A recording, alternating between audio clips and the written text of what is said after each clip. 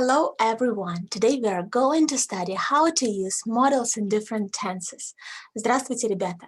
На прошлом уроке мы с вами изучили модальные глаголы, узнали, какие глаголы относятся к модальным, как их использовать по форме и когда.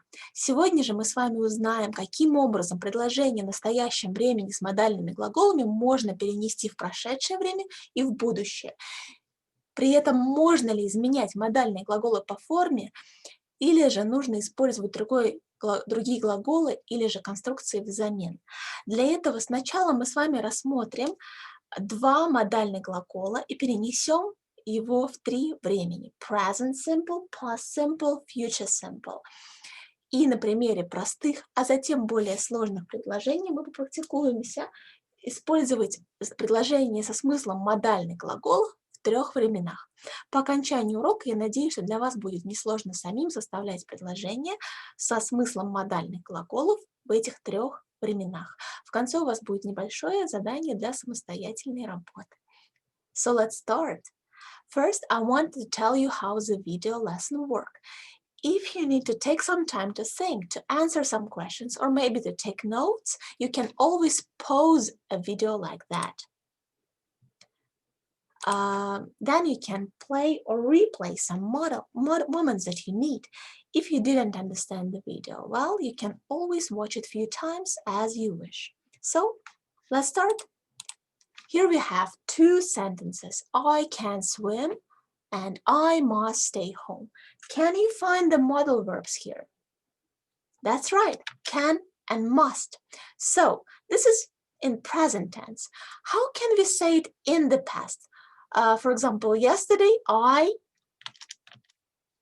that's right, I could swim. But what to do with the sentence, I must stay home? So in the past, how will it be? For example, yesterday I did something bad at home and my parents punished me. I was grounded, so I stay home. What form do you use? Let's find out. So usually you use modals in present tenses, but what if you need to tell the sentences with the same sense, but in the past and future tense? Let's check it out. So let's look at the past, present, and future tense of the verb can. As you know, in the past we can use the form could. But in the future, it doesn't have any form. So let's find a substitute that we can use instead of can. It is be able to. So you can use both can or be able to in the present tense. But usually we use can. Can is more preferable. But you can also use be able to. For example, I can swim, or I am able to swim, or he is able to swim, or we are able to swim. But be able to form we can use in the past and in the future. For that we need to take the first verb be and put it in the past. In the past the verb be has two forms, which is was and were. Yes, in this case it will be he was able to swim or we were able to swim. In the future we can use will be. For example, I will be able to swim. That's right. So please take some notes, take your time, pause the video, and now let's make some sentences. So we have a sentence, I can swim. Which tense is it? Is it present, past, or future? That's right. It is present tense. So can you make past and future form using the construction be able to? So pause the video and do it. So for the past, we use I was able to swim, right? So the construction here is was able to. And for the future, it is I will be able to swim. The construction is will be able. So now you know how to say the sentences. I can swim in the past and in the future. Now let's check out the second verb, must. Again, past, present, and future for the verb must. Unfortunately, it doesn't have any past or future form, so we always have to use in the past and future as a substitute, which is have to. Look, I just used it. We have to use the form have to. So, must and have to, we cannot say that they are similar, but they little bit different, right? You can say that. So must, it's very strict and order, like you say you must do it. Like a parent say, like a director say, but when you use have to, it's less strict. You can say it to your friend, to your parents, so it has a little bit different meaning. But at the same time, it's the only thing we can use in the past and in the future. So please also don't confuse have to with have. Note, I have a cat, I have to go, I'm busy. So now let's put have to in the past. So it's had to. And for the future, we'll have to. Now, take your notes and let's make some sentences. Pause the video. So, the sentence, I must go now. Can you put it in the past and future? So, let's see. In the past, I had to go. The construction had to. In the future, I will have to go. The construction will have to. Now you know how to say can and must in the past and future. Now, let's practice. Are you ready? Here we have 5 sentences, and I want you to practice the usage of can in the past, present, and future form. Remember, for the present, you use can. You also can use am, is, are able to, but it's better to use can. For the past, you use could, or was, or were able to. For the future, you use will be able to only. This is the only option. Now, look at the sentences. Don't forget to pause the video, right? Look at the sentences. You need to firstly find out which tense is used. Is it present, past, or future? And then use the form. For some sentences can be two forms that is right. You can use any of them, okay? So now pause the video. In 3, 2, 1, I will open the answers. 3, 2, 1. Okay, now let's see. The first sentence. Last week, we see it's the past.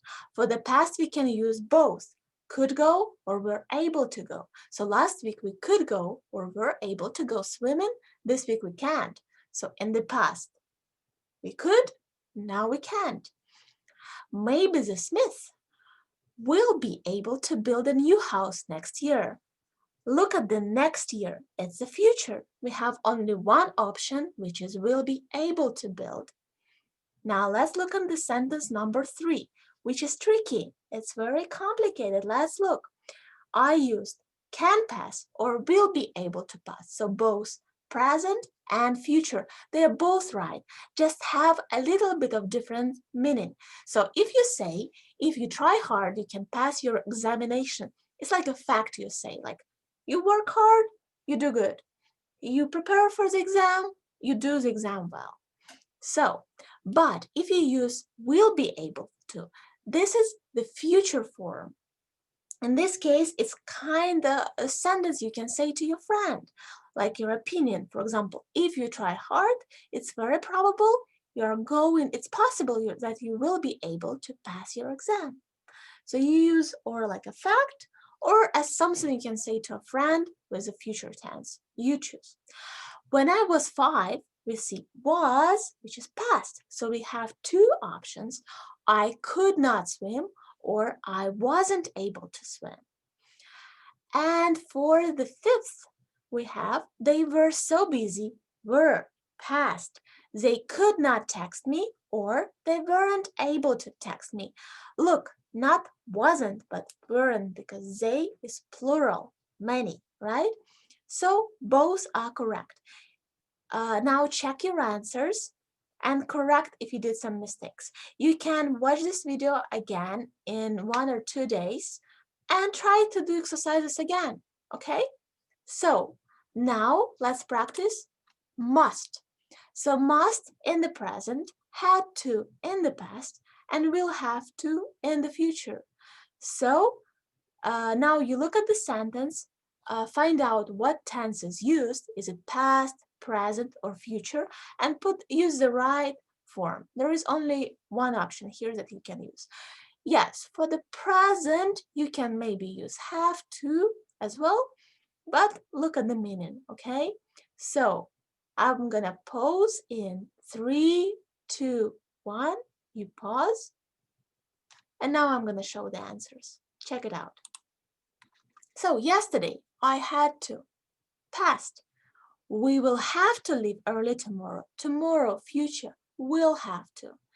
Number 3, he must be home now. So this is, as you remember from the last lesson, is one of the options when we use must, when we say our predictions like, he must be home now.